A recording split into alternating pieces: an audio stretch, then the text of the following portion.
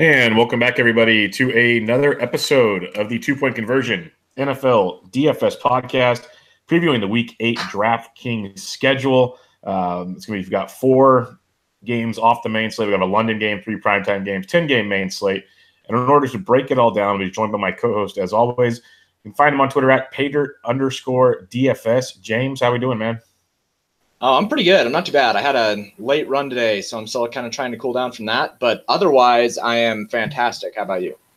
Not bad. Got some yard work done earlier today. I'm proud of myself. But other than that, yeah, just another day in the life. Wednesday. Baseball World Series Game 2 coming up. So all good here.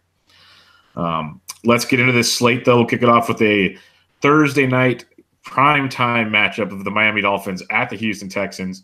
Texans 7.5-point home favorites. Total is 44.5. You're pretty much only showdown options here because I don't see you putting this on a full slate. But what do you like here, James? Yeah, well, we did see that Kuti has been already declared out, so that's pretty important as far as Will Fuller goes. I've been kind of avoiding the Texans as a whole, like we talked about. I'm not going to touch any of these guys until Hopkins. Until Watson is healthy. So I just want to make sure that he's healthy and that lung is clear and they actually put him on an airplane to go to wherever they're going before I take any of these guys. But with that being said, if you're going to play showdown here, Will Fuller is too cheap for his market share without Kuti on the team. He would probably be a mainstay. We know that he has a good relationship with Watson. And then on the other side, Brock Osweiler and probably one of the only healthy wide receivers left. You have Danny Amendola and Devontae Parker. And Devontae Parker on this slate is free. He's 5,100 as a captain. And he, when he does play, he gets those deep targets. He's not a bad receiver. He's just in the doghouse this entire year with that coaching staff. So I think that you would have to go some sort of combination of Fuller and Parker and then just hope that this is a Brock Weiler shootout, which is what I'll be doing, and always remember to use your kickers. Yeah, I think for showdown, this is definitely a kickers one. I think people are going to look to the defenses, which sure, but you can get kind of weird on this one because Lamar Miller actually looked good last week, and I think they're going to try to rely on him again this week. Now, season long, I still don't like Lamar Miller, but in this situation on a short week with guys all banged up, I could see Miller getting a pretty good workload again, especially if people believe in the revenge narrative garbage. This is it. So Lamar Miller could have another big game. I love the Fuller call. I am curious to see what kind of comes out tomorrow from them. Hopefully the beat writers are on top of it and tell us who the third receiver is. I mean, we've seen in times past, like Bruce Ellington has been really good. He's super cheap. That could be like, we saw on Monday Night Hall from Atlanta out of nowhere. We can get a player like that come uber cheap as a third receiver in Houston that you might be able to slam in there real cheap. I do like Amendola. I love your takes on Parker because I know I'm a sad Dolphins fan, so I see it a lot. And Parker is a good receiver. He's just in a horrible situation, and he's pissed everybody off, so he's pretty much screwed. But like you said, there's no one else around. Amendola's been playing really well. I'm all for it. Start seeing these PPR formats. Go for it. But you could go to your boy Jakeem Grant again as a long shot type play. But all in all, I do actually kind of, if you want to have fun on the showdown slate, I don't mind the Dolphin side of things that much. Drake's getting used more in the passing game. By no means is this don't play these guys outside of the showdown. But for showdown, I kind of like the Dolphin side of it. Bring it back with some Fuller, like you said, and maybe some Miller and see how it goes. You know what's gross is actually the wide receiver 3 for Houston is probably going to be Sammy Coach Jr., who is just the worst. I know. He's just the worst. But, I don't know, man. If you can pencil him in for 4 or 5 targets, he's literally 1,600. You can you can take both QBs, which I always suggest doing. You can take DeAndre Hopkins, Sammy Coach Jr., and then Devontae Parker or whatever. You're going to have money left over on this slate with all of the top options. So it's going to be a weird one. Yeah, because it's not like the other night where there's so many stud players that you're going to have to kind of build around and still run out of cash. You can save cash. You can leave money on the table on this game. It's nothing fancy. I did really well on that last showdown slate because it was so easy to fit both Julio Jones and OBJ because I just used both kickers, both quarterbacks, and both wide receiver ones, and it was like insta-cash. I was in the top 100 in the big tournament. Yeah, I tried to get cute and go no OBJ and went Sterling Shepard instead. And Sterling Shepard was good. But I was doing great until OBJ caught that last touchdown. Yeah, that's fair. That was like literally like, boom, goes the dynamite. So that's how it works. So, but yeah, that's kind of the Thursday deal. Again, follow James. He posts some great info there, and contact either one of us with any questions. We can help you the best we can. All right, let's go to London. The annual Jacksonville Jaguars home game in London. Eagles at the Jags. Jags are 3-point, technically home dogs. Totals 41.5. Honestly, I'm not going to go deep into this. I crossed off a bunch of games this week. A, it's not on the main slate.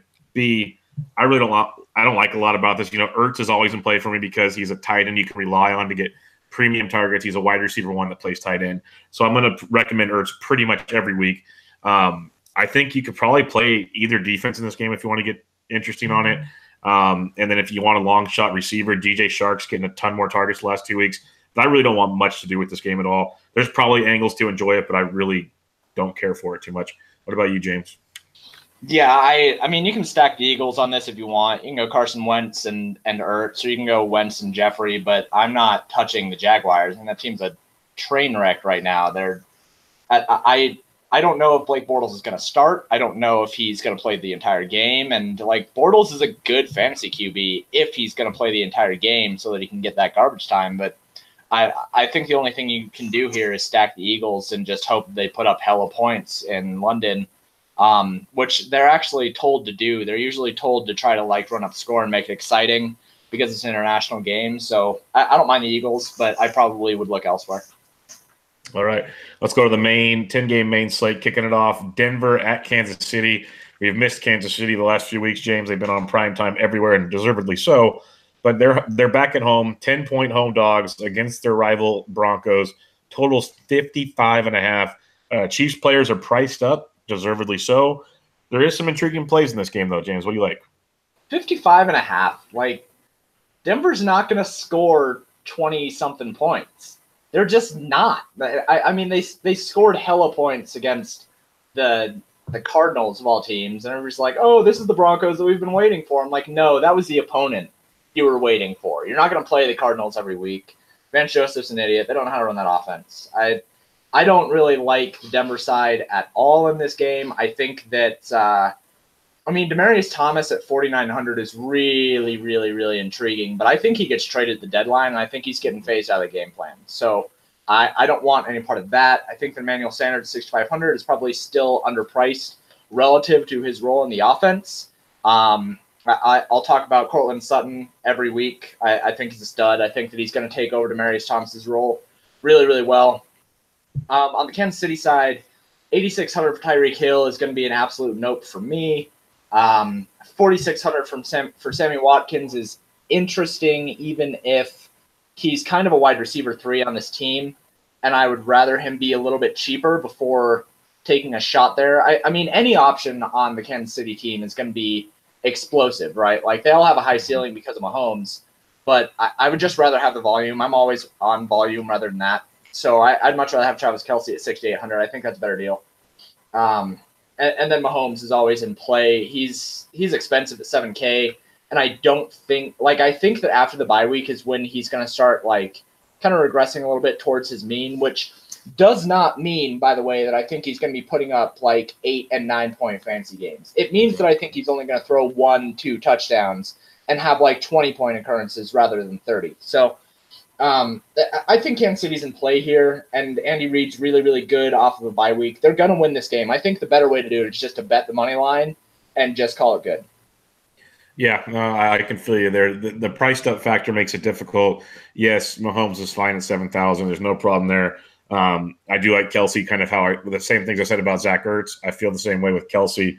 So that all comes into play there. Kareem Hunt's a little interesting just because I don't think people want to pay that much for Kareem. And we're going to talk about other running backs that are all priced in that area that are very, very good. And I think at 71, he can get way overlooked in a game that we've seen it the last few weeks. He's definitely started to get worked into the system more. He's gotten 18 passing targets in the last 4 games after getting very, very little the first couple before that. So that has definitely improved for Kareem Hunt.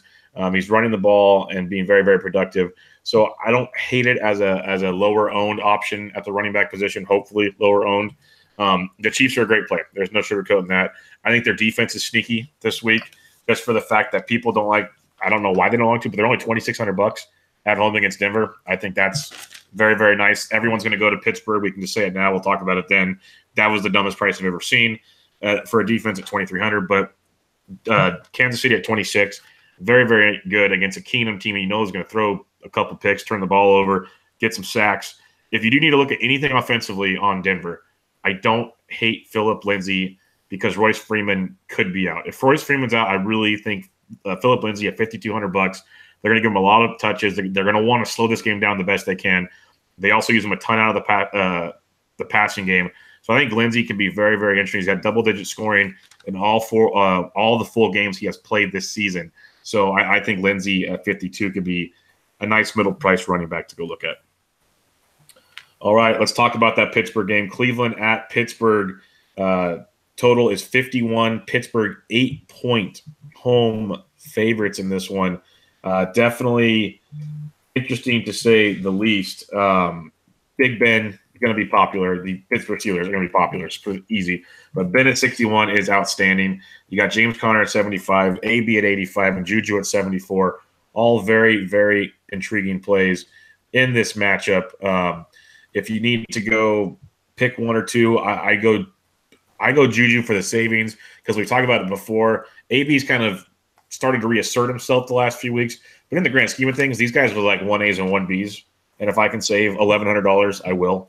I think Ben's a great play in this matchup, and you can bring it back with the Cleveland side of things if you weren't using the Pittsburgh defense we talked about at 23.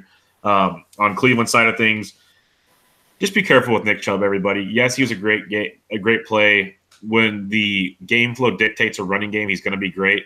I don't know how they didn't throw the ball to Duke Johnson last week after the previous week doing it. Duke's 39 if you want to go contrarian in a GPP because they should be trying to keep up in this gun. So that is an option.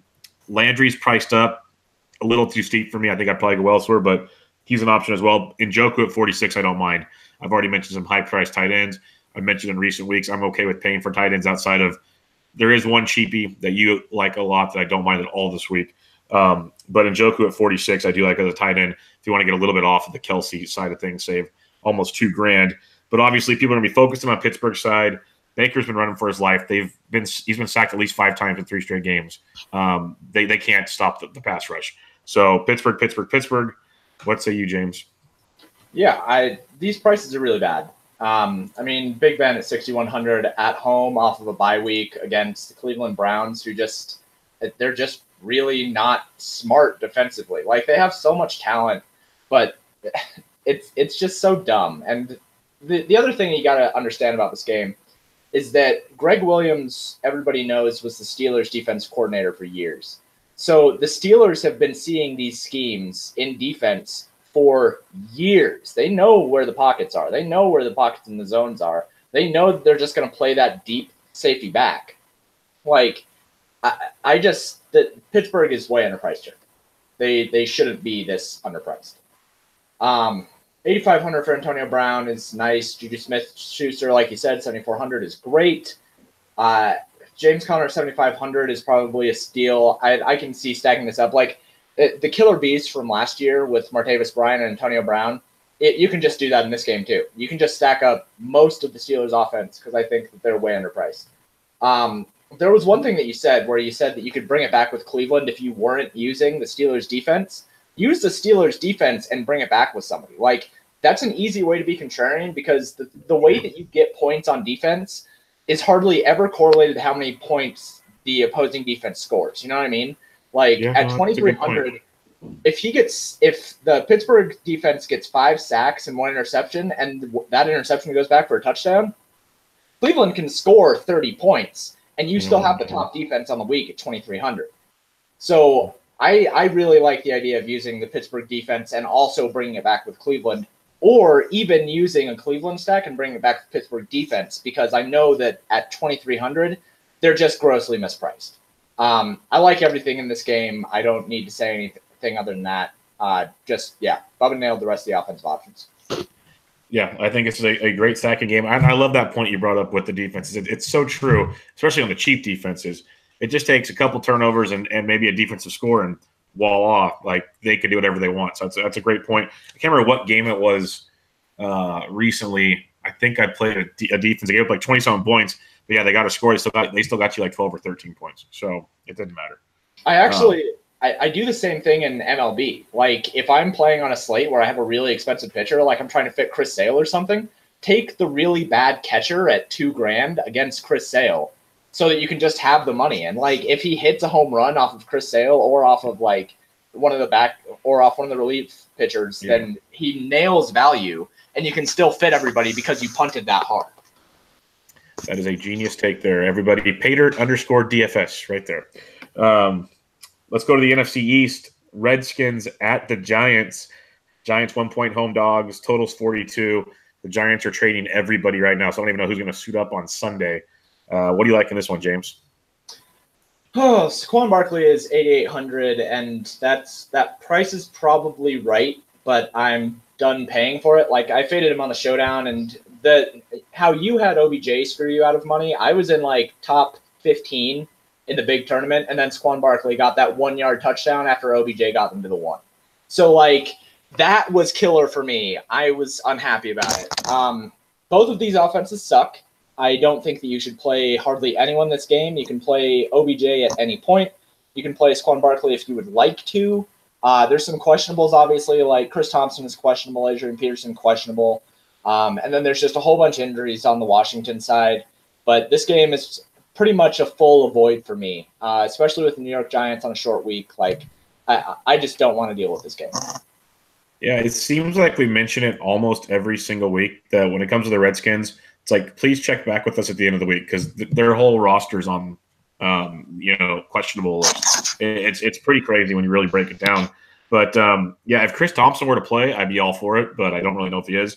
I agree with Saquon. The guy is awesome. He's getting so many touches, running it and receiving it. It's hard to just ignore him. But he's $8,800, $1,000 more to get Gurley. You can save $1,500 for another guy I like pretty soon. So it kind of depends on what you want to do. OBJ is the one I think is really interesting at $7,500. I think that's a great price tag on him. He's basically the same price as Juju. He's going to get his. We've seen he's going to get his. I don't hate that at all. I don't think anybody's going to play him this week.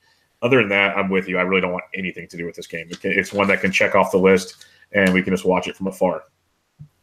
Seattle at Detroit. Detroit 3-point home dogs. Total is 49.5.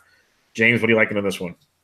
Did you say Detroit is a home dog in this game? I'm sorry, home favorite at -3. Yeah. I was like, that's sorry.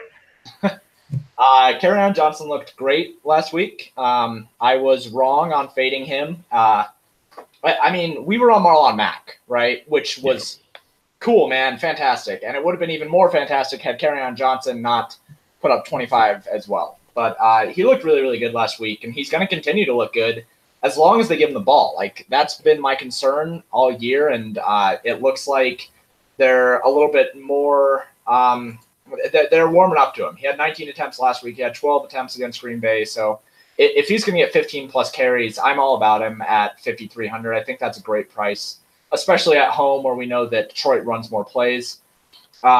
Seattle, I still don't know how to peg Seattle. I still love Doug Baldwin at 5,500. He burned me 1 week with that 1 target, 1 catch game, and then came back Oakland. I was pretty much all in on him against Oakland again.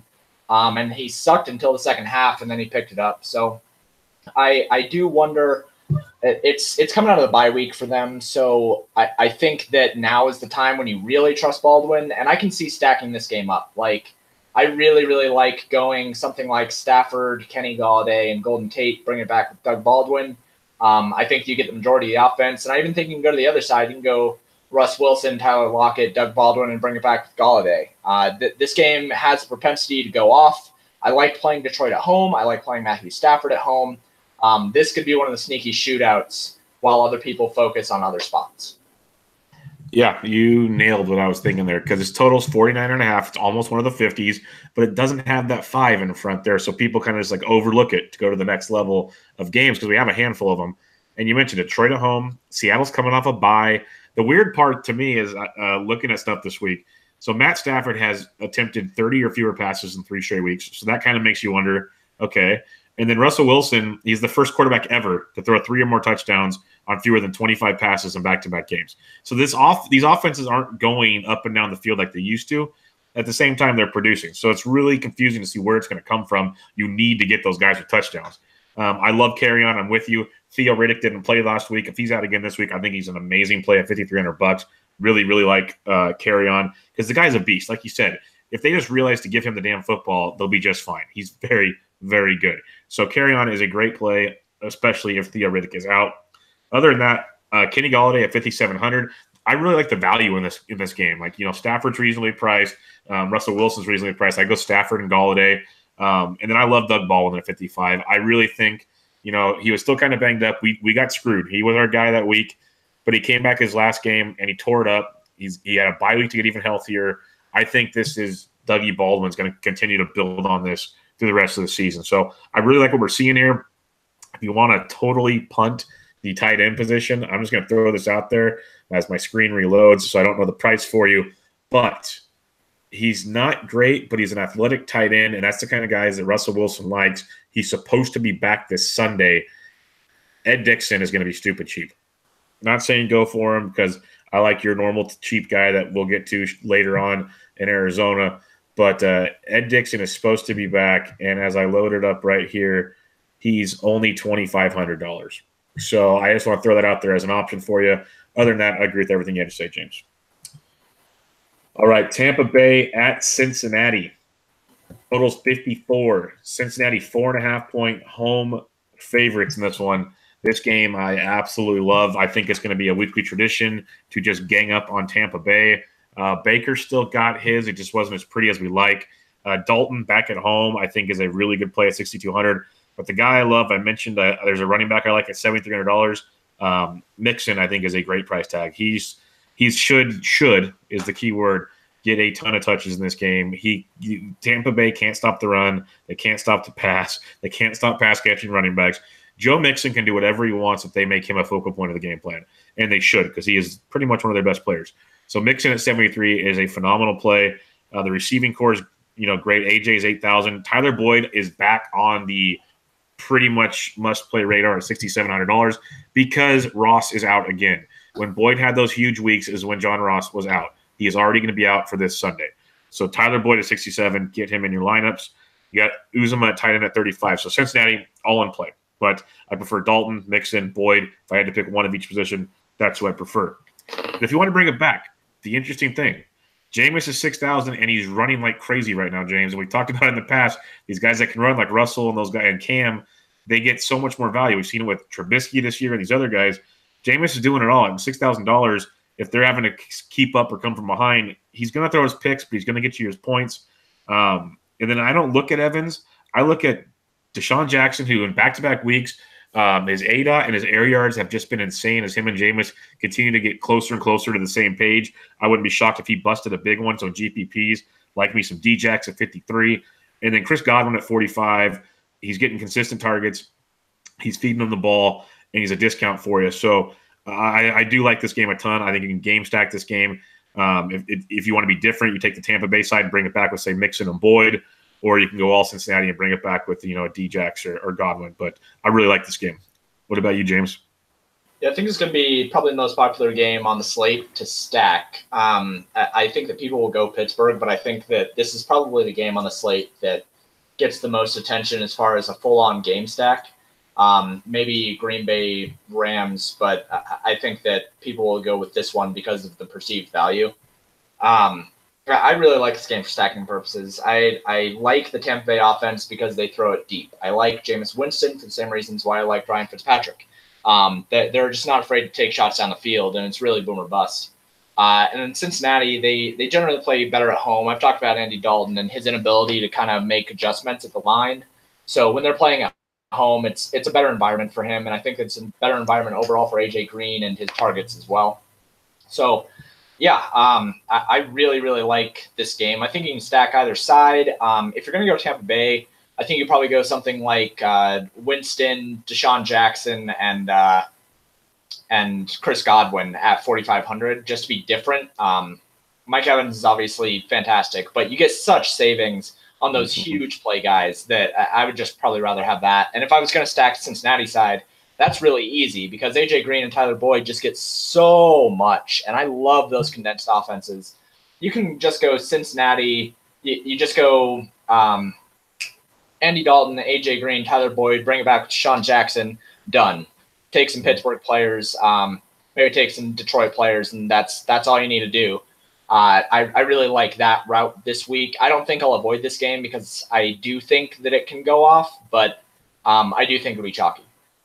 Yeah, it'll be chalky. It seems like we're pretty much on the same page in this one, which is I like to hear. And like I said, like you said, is I wouldn't avoid this game. I know that's a talk a lot of people have. It's play this game, like you said, bring it back with Detroit or Pittsburgh or whoever. Make that part different.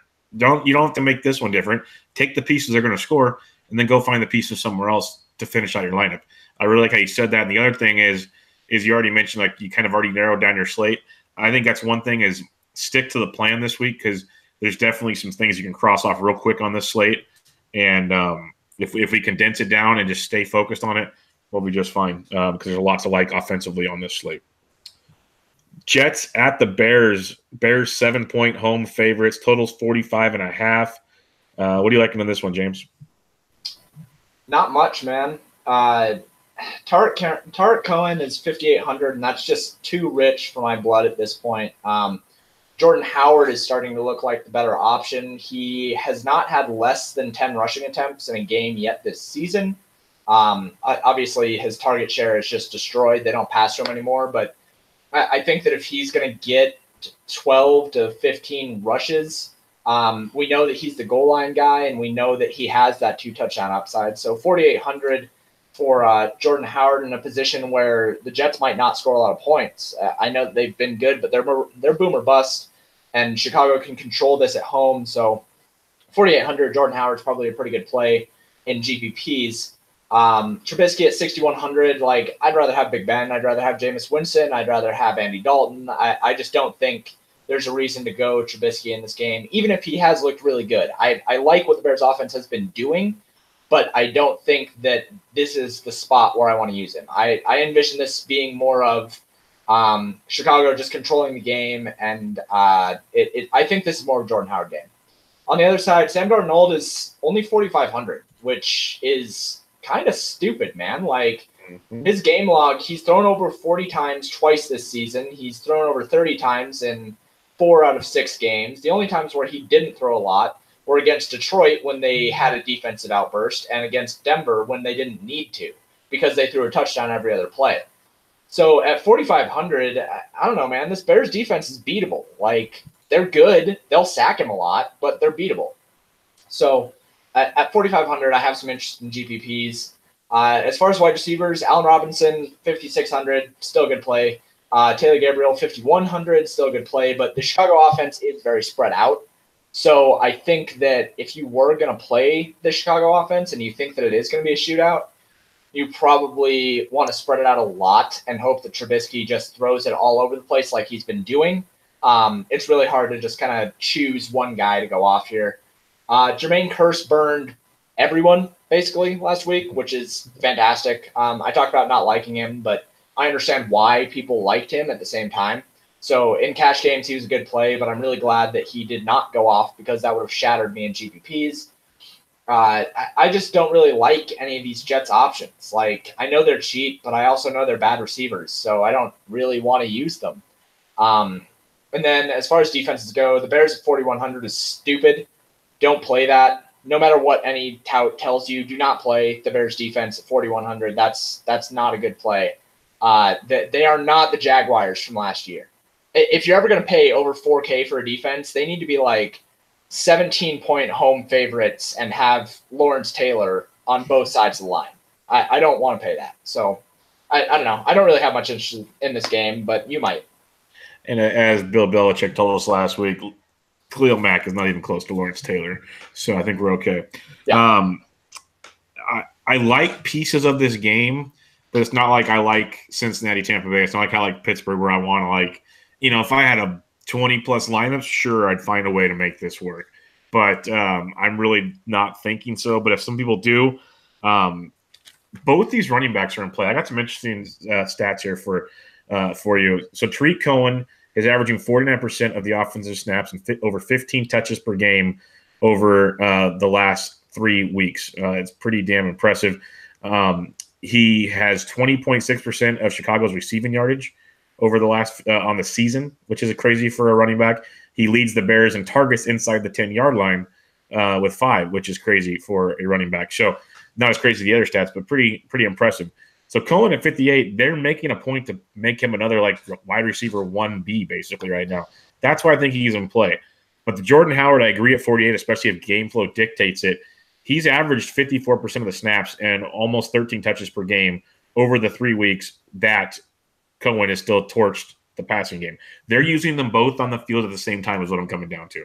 So that there's a lot the way that they're shaping this offense. Cohen goes out to the slot, but Howard's still in the backfield. There's a lot to like there with this situation. And in the last 3 weeks alone, or no, that's it. So that's it for those ones. But that's really impressive to me when you kind of break it down in that respect. But other than that, Robinson and Gabriel, I agree with. Darnold, I like your takes there a lot. I wrote him down as he's the cheapest guy I'd go to this week. There's not a lot of guys I like past like $5,800 this week. I would go down to Darnold if you needed to. And what I'd match him up with is Chris Herndon at the tight end position at $2,800. He doesn't get a ton of targets. He gets like 5 or 6 targets a game, but he catches touchdowns. That's what you're looking for to cheap tight end. So you can definitely look at Herndon at 28 as a guy to punt with. And then the last thing, the running back situation in New York, Bilal Paul got put on the IR today. So right now it is Crowell's world followed by Cannon, and I don't know how much of the offense Cannon's ready for. So Isaiah Crowell at 3,700 could be one of those punts that's very intriguing. At the same time, is he really worth it against the Bears? And this is the Jets. We don't know, but something to keep an eye on there as the week progresses to see how coach speak comes out of New York this week. Isaiah Crowell at 37 could be very, very interesting. Yeah, and just to piggyback that, Isaiah Crowell has proven to be really, really good with volume. And at 3,700, I'll play basically any running back that's going to get 16 plus touches. I don't care at all. So yeah, if Bilal Powell is out, is Elijah McGuire back? See, that's the other thing. The rumor is they might be bringing him back this week, if not next week. So we don't know for sure on him yet. Right now, it's supposed to be Cannon as the backup, and they like to always use 2 backs, but I still see Crowell getting 65, 70% of the work at least, which I love at $3,700. Yeah, I agree. If they don't activate Elijah McGuire, I think that Isaiah Crowell is a lock. I don't see a way to not play him at 3,700. Now, if they activate Elijah McGuire at $3,000, what's your thoughts there? Then I'm playing Elijah McGuire. We've seen how he can play the passing game very, very well. And at $3K, give me 3 catches for 40 yards, and I'm happy as a clam. Yeah. Because I think that Chicago does a really good job defensively this game. So I don't think that I'll play Isaiah Crowell at 3,700 against a good defense. I don't care, even if I think that Chicago is going to have the lead. But if Elijah McGuire is back and we don't hear anything about a pitch count, and and the coaches say that his conditioning's fine, at 3K he's a killer play.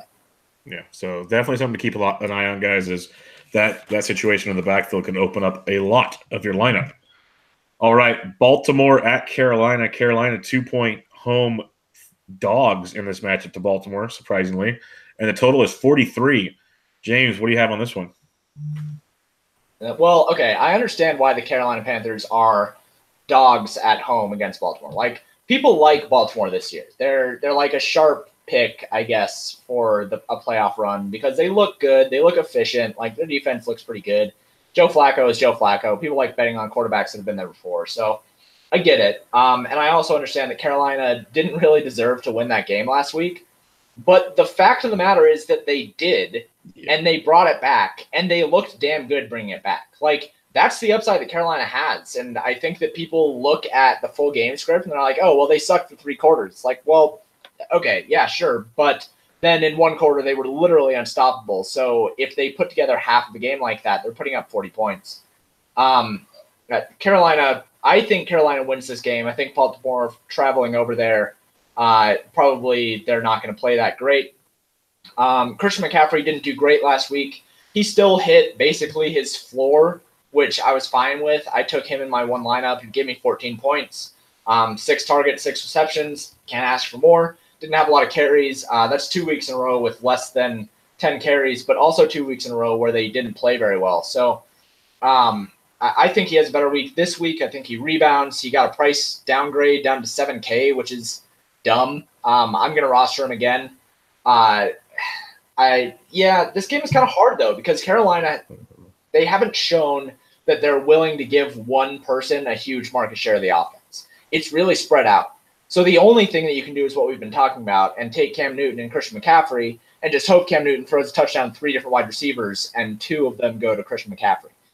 On the other side of the ball, Smokey Brown went all the way off last week, which was frustrating because I was on him until the wind got me off of him, and then I died. So that sucked. But, I mean, we've been hyping up John Brown for weeks now. He's another good play this week. He's still kind of underpriced. Like, he's getting up there in price for sure. 5,900. Pretty soon he's going to be at least mid-6s up to 7K. But he's getting good targets. Michael Crabtree at 4,800 is probably the better play, in my opinion, because he's gonna have 1 week where he catches 3 touchdowns. He does it every year. So I like Michael Crabtree, but I don't think I can stack this game. I like pieces of this game, but I don't think that I can stack it. Yeah, this is kind of how I feel about a couple other games we've mentioned. Is the pieces are good. I agree. Newton's always in play at $5,800 the way he uses his legs and the passing game. He's good for almost like, I know he hasn't done it every week, but it seems like 25 points a week, give or take. That's what he's going to get you. And it's just like, put it in and we're good to go. And then CMC at 7K getting that price drop is very, very intriguing. I do like the other side. Like you mentioned, John Brown only $5,900 is crazy. He leads the Ravens in red zone targets with 8. We know he leads the world in air yards. He's 3rd in yards per catch at 19.9. So he's getting the big, big playability. And it's weird because he should be, like you said, priced up at least. Tyler Boyd, $6,700. How is John Brown, $5,900? That's just DraftKings in a nutshell for you. But I think that's a great play. And I'm glad you mentioned Crabtree. Another double-digit points week last week. I believe he had like 12. He just keeps getting it done. He's reached 70 yards just once this year, but he's cleared 50 yards with at least 5 catches in 6 of the 7 games. So he's getting you double-digit points in at least 6 or 7 games with upside. So you got to like that a lot. Flacco's definitely starting to like Crabtree. So I like both those receivers. Again, it's hard to stack this game, but I think you could use a Brown. You can use a Crabtree to fill out your lineups and make you feel good. I think Crabtree's a really good cash game play. That double-digit reliability goes a long, long ways. Flacco's 3rd in the NFL in pass attempts per game, over 43 on average, which is pretty crazy for a Ravens offense. But, yeah, that's about it. I love the receivers. Pretty much everything you had to say, I am on board with. All right, let's go to the afternoon. Indiana at Oakland. Oakland 3-point home dogs in this one. Total is 50, and I'm pretty excited about this game. I'm not sure if it's going to go overlooked. It's only a total of 50, but, you got a Raiders defense which is not good. You have a Colts defense playing okay, but still got some holes in it. You got Andrew Luck who's chucking it all over the field. Andrew Luck, $6,300, and he has my attention, full-hearted attention in this one.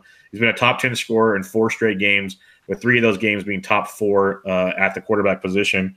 I think he's a great play. T.Y. Hilton scored twice last week. Didn't go crazy, but and he only played 53% of the snaps last week. You got to imagine that's going to go up as well. So 6,300 for T.Y. is interesting. Ebron's only 49. All looks like really good plays there. The other side of it with T.Y. back, it's hard to tell. I would assume it's still Chester Rogers there at $4,200, but not as sexy as it once was. Then you got Marlon Mack at 54. If they're going to keep using Marlon Mack that way, he's a beast in this game. Like you can go Luck and Mack and just let it kind of like the CMC and Newton thing. Just let him throw it to all different receivers. Now bring it to the other side to Oakland. No Amari Cooper now, so you have the likes of Martavis Bryant, Seth Roberts, super cheap. Kind of wait and see who's playing there. If you need to go crazy, I don't think you need to, but there it is. The intriguing part, though, is you got Doug Martin at $4,400. I hate Doug Martin, but Green's a moron. He keeps saying every day now he's my workhorse back. This is what we brought him in for. We know Marshawn Lynch got the carries. They didn't give Jalen Richard those carries when Lynch missed time last year. Jalen Richard's carries still didn't go up that much. I think Richard's going to be much, much better in the receiving game. I think he's really good at $4,200. I think he's going to get a lot of dump-off passes. He's going to get you your value. But Doug Martin at 44, I'm not the biggest fan, but I want to bring it up because you can't just sleep on him. At that price point, he's going to get a very good workload, just like we saw with Marshawn Lynch, against a Colts team that's not the greatest defense in the world. But not a must-play. I love the Colts side of it more than anything. That's my thoughts there. What about you, James? Yeah, I actually don't hate Doug Martin. I think that he's a shitty person, but I think that as far as fantasy goes and as far as football goes, that dude can bounce. and he can break tackles, and he can go. At 4,400, if Elijah McGuire is activated and I don't get to use Isaiah Crowell, I really like Doug Martin in this game. And I'd always rather have home running backs instead of on the road running backs anyway. So at 4,400, Doug Martin's fantastic for me. Jalen Richard is going to be really popular. He's going to be really, really popular at 4,200 because everybody kind of has this idea that now that Marshawn Lynch is gone, we in the fantasy community want Jalen Richard to be the number one back. But John Gruden does not care about us. I don't even think John Gruden cares about himself or his team, much less us. So for us to assume that he would put Jalen Richard in a position to succeed is kind of like this confirmation bias hope.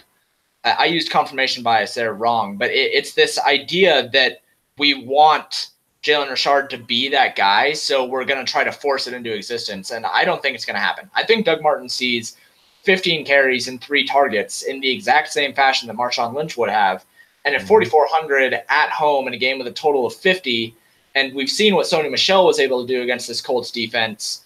I like Doug Martin at 4,400 a lot, and it'll probably make my lineups look a little bit better than using Isaiah Crowell, if we're being honest.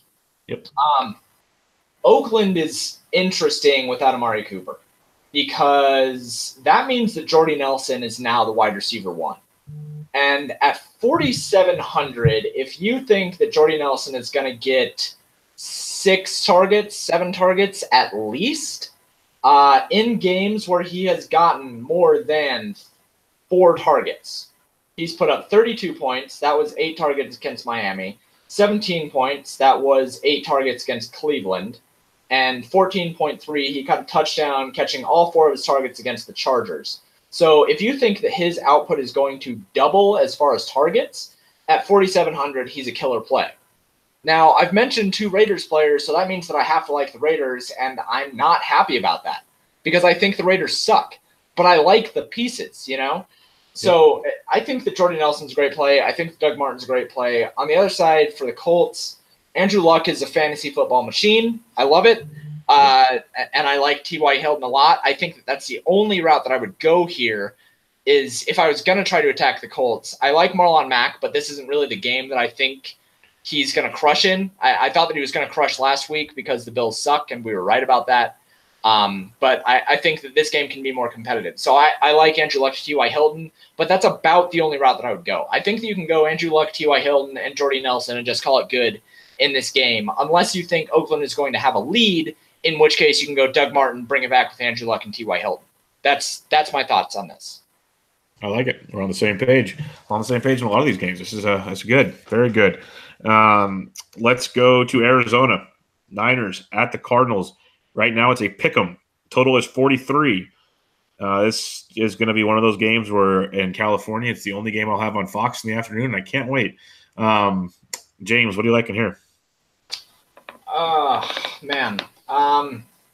Marquise Goodwin is still too cheap at 5K. I was let down by CJ Beathard last week. I used him in my one lineup, and he didn't throw enough, man. Like I was for sure that they were just going to be airing the ball out left and right. I nailed the Ram side. I was right about that, and I stacked up that side, or I used Robert Woods and Brandon Cooks together, and then brought it back with CJ Beathard and George Kittle. And George Kittle was great, but Beathard just didn't throw enough, which was surprising because the Rams had the lead the entire game. So 27 passing attempts is super, super disappointing. I don't really like this game overall. I think that it's just 2 bad teams going up against each other, and it could be just as boring as it could be exciting. The only option that I might like is Ricky Seals-Jones, who's just perennially underpriced at only 3K. Only 4 targets against Denver, which is surprising because of how bad they were down the entire time. But he's pretty much had 4 to 6 targets the entire year and been pretty good about it the entire year. I mean, when he catches those targets and when they give him that route up the seam, he's going to produce. So at 3K, I like that. I'm fine with that. But I don't really like anything in this game, I don't think. I think that's just 2 bad teams. But if you like David Johnson, I can understand that. But I want to hear your thoughts on David Johnson before I talk about it. Yeah, I like him at 6,700. We've been playing him when he's been cheap all along, and now I know we're hoping that we have the right offensive coordinator in place now. And Josh Rosen was at a press conference 2 days after practice and said Byron Leftwich has channeled his inner Bruce Arians by all the play calling at practice today. Yeah, that's what he said. And if 80% of that comment is true, I am happy. So I think if that's the case, we could see DJ revisited. At the same time, it might take a few weeks, and they have a bye week coming up, I believe. So, yes, I like DJ at 67. I just haven't completely committed to playing DJ at 67. Yeah, I don't know, man. It's really hard because we want to hope that this new offensive coordinator is going to use David Johnson the way that he should be used. And Patrick Peterson just met with the team owner or president or whatever, and they somehow convinced him that they were going to be winning games. I could not tell you what they said to him to convince him that they were going to start winning games. The only thing that I could think of that they said was, we're going to give David Johnson the ball more. Yep. But I just can't I can't see that really happening, man. Like, it's been bad all year. He's been okay for the price, but there hasn't been any upside. We've been paying every cent for every fantasy point. I don't know. It's gross. I think that this week could either be the week that David Johnson gets back on track and goes crazy, or I just waste $6,700 in a spot and just like get the bare minimum again. And I don't know which one I want to do yet. Yeah, that's the biggest thing, is because I think he'll produce, but is bare minimum enough? Probably not. That's the big problem. This game, it's so weird. Like, you know how you always have a game every week where you hate it so much because you know there's a good chance something great can happen and you want nothing to do with it? Yeah, this is it. That's how I feel about this game, because DJ could go off. You know, if they do run that kind of quick offense, Fitzgerald's only $4,400 for crying out loud. Like, stupid cheap. I do like RSJ at 3K. I'm with you there. You got George Kittle at $5,500. He's led all tight ends in yards after the catch this season. The next closest guy is Travis Kelce, 90 yards behind him.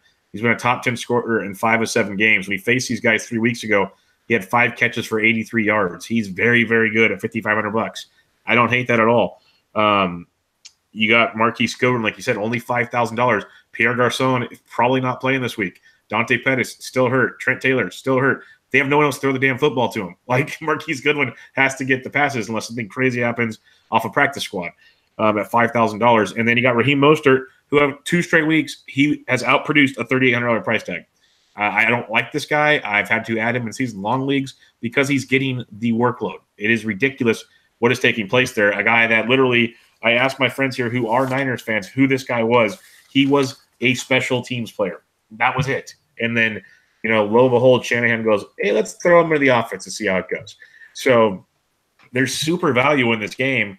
By no means am I stacking it, but it's one of those, if you have one roster spot left, it is a boomer bust type game. I don't like it at all, but there is appeal to it. It's really, really weird. All right, Green Bay at the Rams. Rams are 9-point favorites. I've seen it going up to almost 10 in some places. Total's 56.5. Green Bay coming off a bye. I love the Packers in this game. What do you like, James?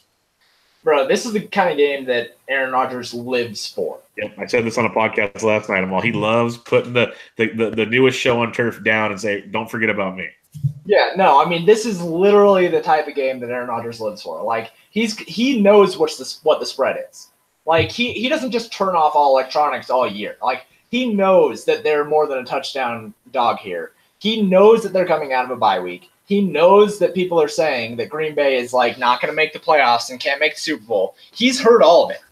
And this is the spot where he lays the hammer down and says, no. Let's put all that to rest, and let's continue talking about the Packers, and let's continue talking about me being the second best quarterback in the league.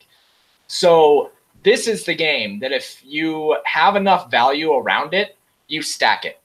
I mean, you play Aaron Rodgers, Devontae Adams, Brandon Cooks, Robert Woods, play Isaiah Crowell and Doug Martin, and just fill in the rest. And there you go. That is a free lineup for you to use in the Millie Maker this week. It's fantastic. It's going to make you money, I promise, because this game is going to go off. Like, This game should have like an over-under of like 60. It's just a nice spot. And Devontae Adams at 7,900, that's nice. I don't think anybody will play him because they'd rather play Antonio Brown. Brandon Cooks and Robert Woods are both underpriced at 6,900 and 6,800 because Cooper Kupp's going to miss this game again. Geronimo Allison and Randall Cobb should be back this week, I think. Did I read that report right? Yes, they were limited in practice today. They should be back this week. Okay, yeah, so they'll be back. Randall Cobb at 4,900, great play. I think that you can pretty much just stack this game to the gills.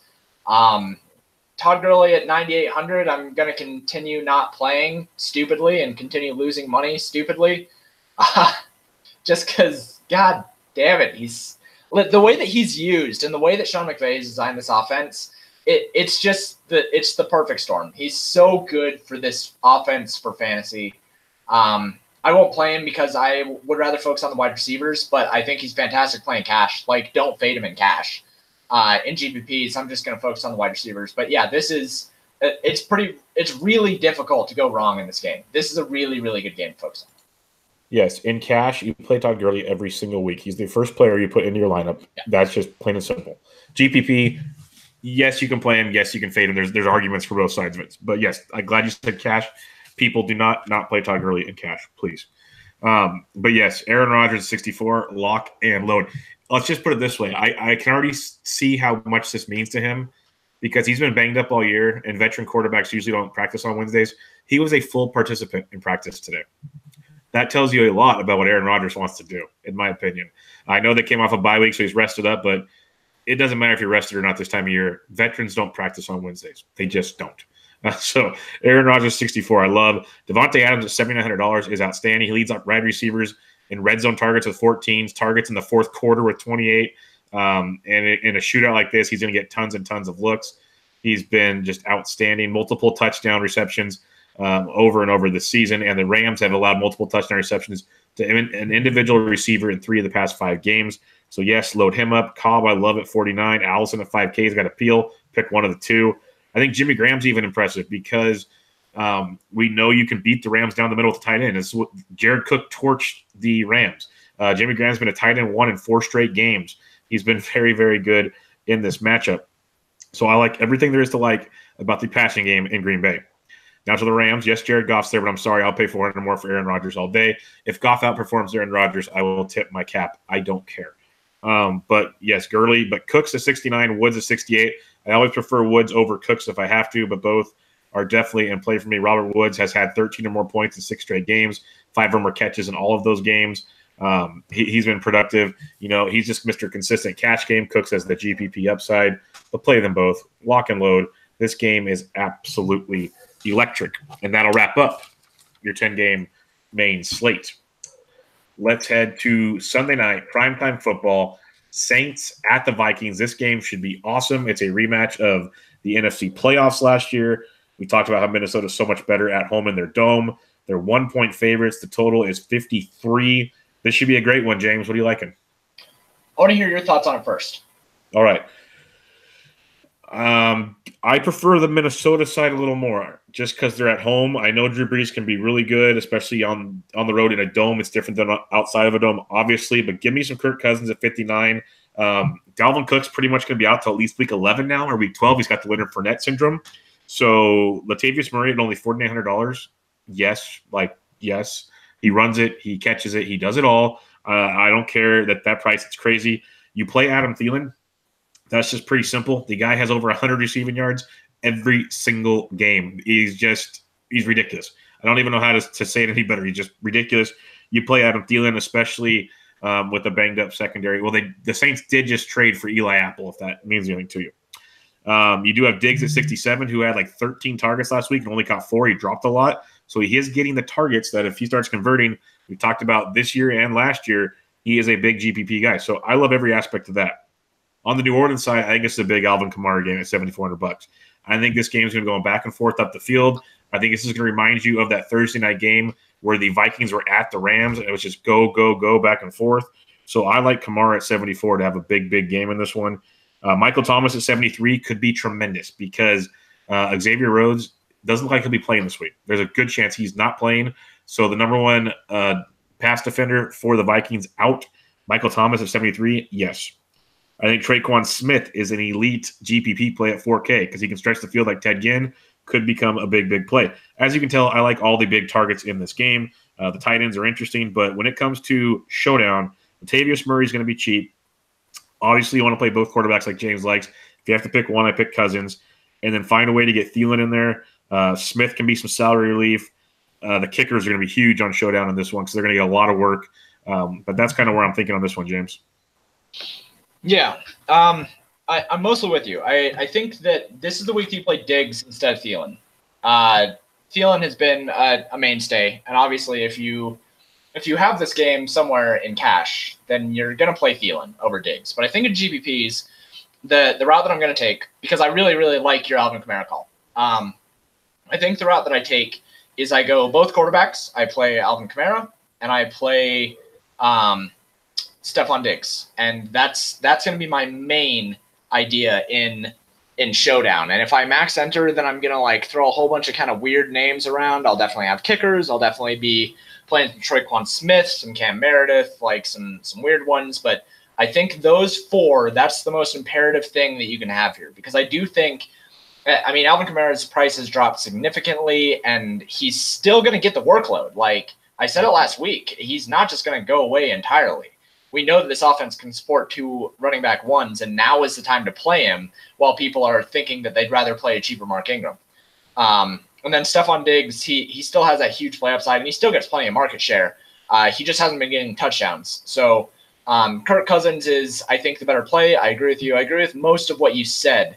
I just wanted to point out that I think this is the Diggs week. Yeah, and I don't hate that at all. I just think Thielen's a beast, but like I said, Diggs got the targets. He didn't get ignored. He had some bad drops last week, and I could definitely see that getting fixed this week. So I like that call a lot. I think it's going to be – we're getting lucky right now. I know they're doing their flex plan and everything, but we're getting some pretty solid Sunday night matchups. So pretty pumped on that. Let's go to Monday night where things aren't so solid. Somehow these games are usually close in Buffalo. I don't see it this year. I just don't, but I could be wrong. New England's at Buffalo, James. Buffalo are 14-point home dogs, and the total is 44.5. New England's obviously in play, but what do you like here? I think that is probably about the right line. It's kind of crazy to see it as a home team being a 14-point dog.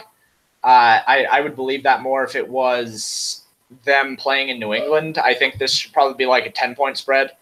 But, yeah, they should definitely be double-digit favorites, and I don't see Buffalo being good at all, period. I don't think you can use any players from this team so long as Derek Anderson is quarterback.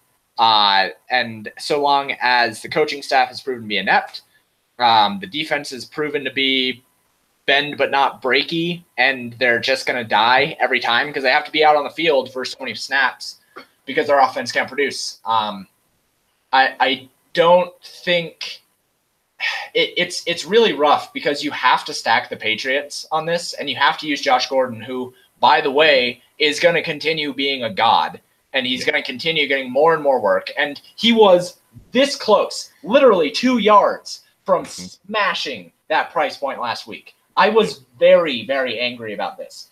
I tackled it like the one, and I will say, I have a little bit of concern that he looked slow on that play. He did look slow, not his regular superhuman speed, because he should have scored on that. But yeah, I mean, he's got Brady's trust. That third down conversion for 21 yards where his helmet fell off, that was a great play, and you know that Tom Brady's taking notice, and he's just going to continue to be a monster. So play Josh Gordon, but I worry that they might actually pull Tom Brady before the fourth quarter. I don't think that Buffalo is going to score more than 6 points in this game. As far as showdown goes, you should absolutely be using the Patriots defense because Buffalo is awful. They're awful. They're awful. They're awful. They're the worst team in the NFL by a mile. You can't play anybody from that team. Yeah, you smash New England, Brady, White, Edelman, Gordon, Gronk, whatever you want to do. Probably not Gronk, but the other ones, yes. I love the defensive call. The kickers, both kickers I'll put in play because maybe Buffalo has a couple of 48-yard attempts or something out there. The only guy from Buffalo I look at this moment, if LaShawn McCoy's out, Chris Ivory will be stupid cheap and get so many touches it won't even be funny. That's the only thing I would look at there. But other than that, I want nothing to do with it. Like, people are going to get cute by saying Charles Clay's cheap and Kelvin Benjamin's cheap. I don't care. I really don't. This with Derek Anderson at quarterback, no. So that's where we're at on that one. All right. That wraps up the 14-game slate of action. Let's go to the position by positions as we like to do, James. I'm going to focus on the main slate. You can focus on whatever you would like, but give me some of your top-end quarterbacks you're targeting this week. It's pretty cut and dry this week. I think that we have a pretty good grasp on things. I love Aaron Rodgers at 6,400. That price is silly. I like Andrew Luck at 6,300, and I like Andy Dalton at 6,200. I like Ben Roethlisberger at 6,100, and those are the four. If like in GPPs, that's pretty much where I'm at. You can go down to a Jameis Winston. I don't hate Jameis Winston. I don't hate Russell Wilson. Matt Stafford at 5,600 is too cheap. There's a lot of quarterbacks in good spots, and I think that a lot of them are worth using. But my top three, period, point blank, are Aaron Rodgers, Andy Dalton, Ben Roethlisberger, and that's pretty much what I'll say about that. Yeah, I'm glad you specified that. For GPPs, yes, Rodgers, Luck, Dalton, Ben. That's where I'm looking to. If you are playing cash, though, you can go cheaper. I like the Stafford at 56 a lot to save some cash. Even Jameis is 6. I like that 56 for Stafford. Over the last 3 games, there's been Trubisky's average 38 at 4% ownership, Mahomes 20, almost 30 at 3%, Rodgers 28 at 2%, Brady 27 at 5%, Luck 27 at 3%. Basically, what I'm trying to tell you is a lot of these quarterbacks are getting low owned and still producing. There were 16 quarterbacks last week that got you at least 20 points.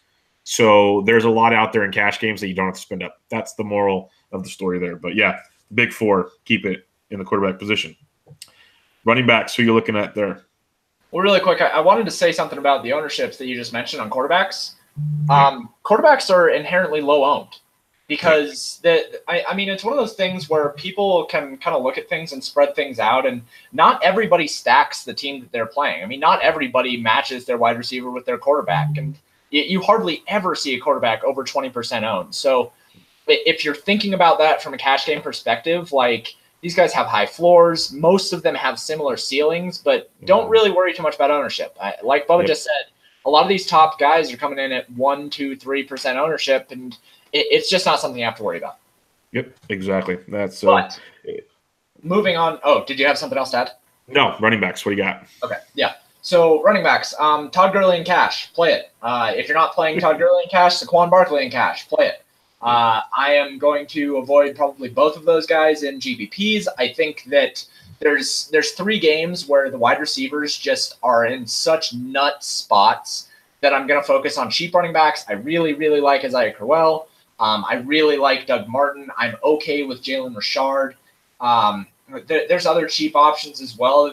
Like, you can go Nyheim Hines, even though it was the Marlon Mack show last week. Nyheim Hines still has a lot of upside at 3,800, especially if you think that game is going to be more of a back and forth affair. Bubba mentioned Phillip Lindsay. I like Phillip Lindsay. If I'm going to pay up for a running back, I think the highest that I'm going to pay is Christian McCaffrey at 7K, or maybe Kareem Hunt at 7,100 because he has been a monster and he's been getting the work. But I'd rather pay down running back this week. Yeah, I was all about paying up at running back last week. I think, like you said, in cash, Gurley, Saquon, yes, get one of those for sure, preferably Todd Gurley. But if you're going to GPPs, Mixon and Hunt is kind of where I'm going up top if I have to go that direction. And then as I dribble down, I do like Cohen still, but Kerryon Johnson, if Theo Riddick is out, I like that a lot at 53. Phillip Lindsay at 52, Doug Martin, Isaiah Crowell, Jalen Richard. Raheem Mostert is really off the wall if you need to get weird, but probably not. But, yeah, I like that mid-range to low range to echo everything you said about opening up the wide receivers. Speaking of wide receivers, James, where are you looking? Yeah, wide receiver, like I mentioned, there's so many routes that you can go. I mean, you can take either Antonio Brown or Juju Smith-Schuster for Pittsburgh. You can take A.J. Green and or Tyler Boyd for Cincinnati. You can take Robert Woods and or Brandon Cooks for the Rams. You can take Devontae Adams and or Randall Cobb for the Packers. Like, those 4 teams right there. I think those are your 4 main stacks. We know that those offenses are super condensed. We know that those 8 guys right there get hella market share. You mentioned Jimmy Graham, but we'll get to him when we get to tight ends. But those 8 wide receivers, I think, are probably going to eat up the majority of my ownership. I also really like T.Y. Hilton. I really like Doug Baldwin. I talked about him. I'd really like to find a way to get him into my lineups. And Deshaun Jackson at 5,300, I think, is dripping with upside. And then the last one's probably Marquise Goodwin at 5K because there's nobody else to pass to for that team. So even if they only pass 27 times, like, he's going to get 10 targets, and I think that's good at 5K. Yep, I dig it. So, yeah, AB, Juju, like you said, the Ram situation, I love Devontae Adams at $7,900. I don't think people are going to want to pay that compared to these other guys that are up there. I think that is a phenomenal play. I also love OBJ at 75 just for that fact. We mentioned Juju, we mentioned AB, we mentioned Adams. There's so many more. No one's going to play OBJ. It's going to be silly the ownership on OBJ this week. So that's where I'm at up there. You mentioned Boyd. John Brown is going to be a guy that goes super overlooked this week at 59. Allen Robinson's another guy we didn't mention at 56. Love Doug Baldwin. Jackson, agree. Chris Godwin at 45 is probably about as low as I want to go at this moment. But a lot of big-time guys at this wide receiver position. It's really weird how it flips from week to week, switching running back, wide receiver pay-up spots. But I think there's a lot to like up top, like you were saying. Tight end-wise, I always love me some Kelsey, but I think Kittle for $1,300 less could be in a big spot there. I think Jimmy Graham's in a huge spot in that matchup, could torch that Rams defense. And then Njoku and then RSJ at 3K is where I'd be going as well. What do you like at the tight end position?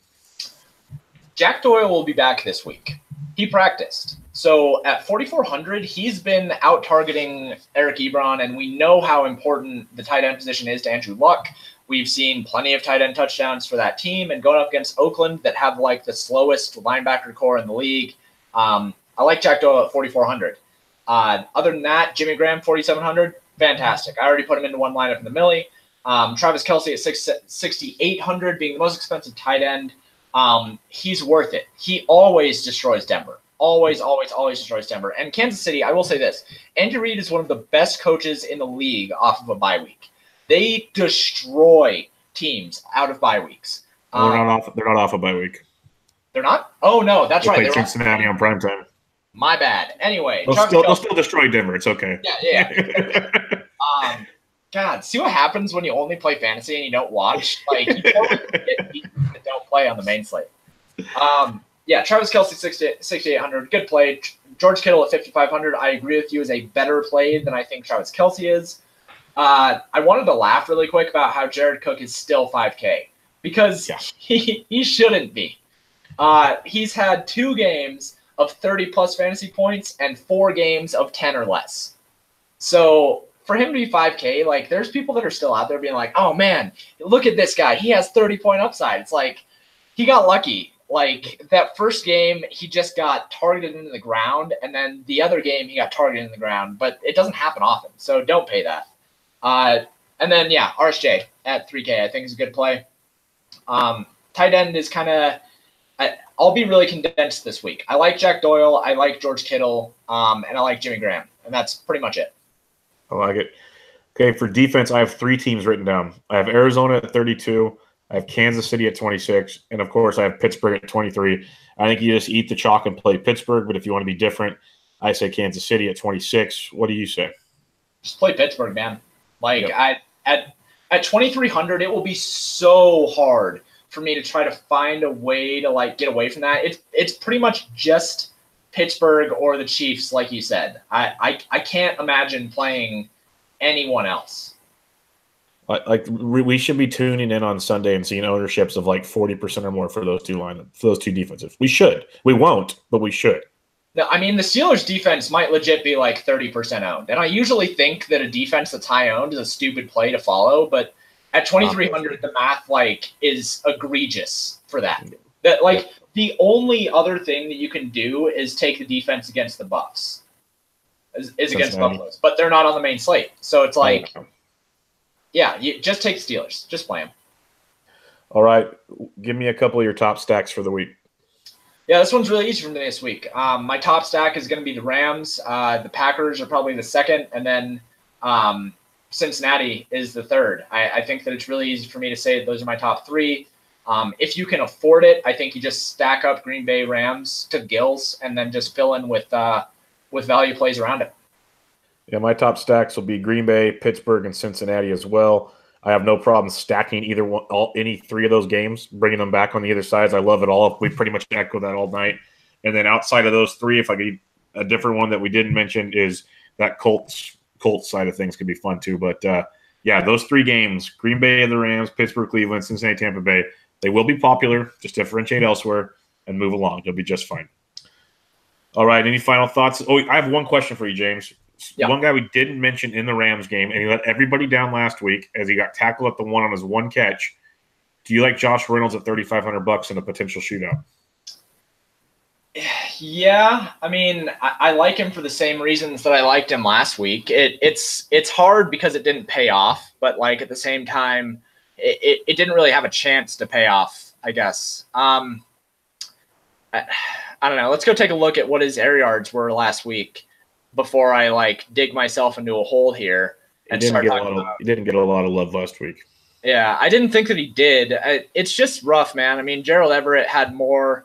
Brandon Cooks obviously up there. Like, it's tough. If you need the savings, I think you can go there. Like, it's a good weird play. He got tackled at the one, and so there's intent to use him in the red zone. But I don't know, man. I'd rather just have the expensive wide receivers this week. I dig it. All right. With that being said, we will wrap things up. Everybody go check out James on Twitter at @paydirt_DFS. I am at BDentric, and go give us a rating and review on iTunes. We'd much, much appreciate it. And we're also on Twitter at 2PointCon. Go check it all out. We'll be with you guys next week. This was a 2-point conversion NFL DFS podcast previewing the Week 8 action.